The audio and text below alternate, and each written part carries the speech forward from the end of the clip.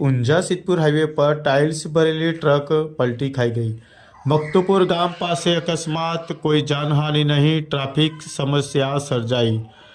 મહેસાણા જિલ્લામાં આવેલા ઊંઝા સિદ્ધપુર હાઈવે પર મકતુપુર ગામ નજીક ટાઇલ્સ ભરેલા એક માલવાહક ટ્રક પલટી ખાઈ ગઈ હતી। સદનસીબે આ અકસ્માતમાં કોઈ જાનહાનિ થઈ નહીં, પરંતુ ટાઇલ્સ ભરેલી ટ્રક પલટી ખાઈ જતા રોડ પર ટાઇલ્સના ટુકડા વિખરાઈ ગયા હતા, જેને કારણે સ્થાનિક અવરજવર કરતા ટ્રાફિક સમસ્યા સર્જાઈ હતી। મોટા ટ્રકના લાંબી કતારો જોવા મળી હતી। મહેસાણાના